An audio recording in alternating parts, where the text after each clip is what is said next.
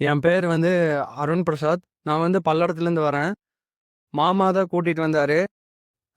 ஒய்ஃப்‌க்கு வந்து பார்த்தீங்கன்னா, கன்சீவ் ஆயி ஃபர்ஸ்ட் செக்கப்லயே வந்துட்டு ப்ளீடிங் ஆயிடுச்சு. அதுக்கப்புறம் சாமிகிட்ட வந்து நானும் மாமாவும் கேட்டோம். கேட்டதுக்கு ஸ்டிச்சஸ் போட்டுக்கங்க அப்படின்னு சொன்னாங்க.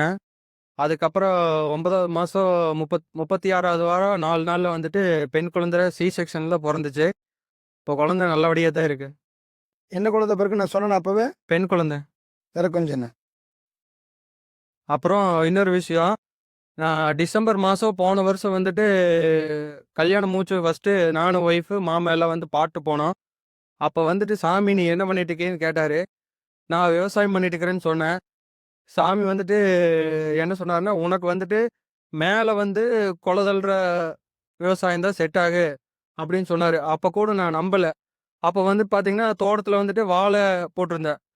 அப்புறம் வாழை வந்துட்டு பரவாயில்ல. நானும் தம்பி சேர போட்டோம். தம்பிக்கு வந்துட்டு அசல்தான் ஆச்சு. எனக்கு பரவாயில்ல. அதுக்கப்புறம் தக்காளி போட்ட தக்காளியுமே பரவால்ல. இதெல்லாம் சாமியோட ஒரு சாம்பல் கொடுத்தன உனக்கு ஏதாவது இல்லை. உங்க ஒய்ஃப் வாங்கிட்டு போயிருப்பாரு எனக்கு தெரியாது. உங்க ஒய்ஃப் தீவிர பக்தினா அவங்க சாம்பல் மயிலாம் வைப்பவங்க. இவங்க மாமா எல்லாம் பத்தி உங்க மாமாவோட கதையெல்லாம் உனக்கு தெரியாது. தீவிரமா பெரிய பக்தர் அவர் இல்ல. கிட்டத்தட்ட 15 20 வருஷமா கோயிலுக்கு வரேன். இவங்க சம்சாரம்ல சின்ன பொண்ணுல இருந்து கோயிலுக்கு வருது. 10th படிக்கும் போதுல இருந்து கோயிலுக்கு வந்துருது. 10th 9th படிக்கும் போதுல இருந்து கோயிலுக்கு பண்றது. அப்படி தீவிர பக்தியா இருந்தவங்க வாழ்க்கையில எனக்கு உயர்ந்து போயிருக்கு. இன்னைக்கு அந்த பொண்ணு கவர்மெண்ட் வேலை எல்லா செல்வாக்கும் நான் ஆசத்தியமா கொடுத்துருக்கா. அதான் அம்மாவுடைய அருள் சக்தி. போய் உட்காரு தம்பி. நம்பிக்கை தான் வாழ்க்கையம்மா. மறுபடியும்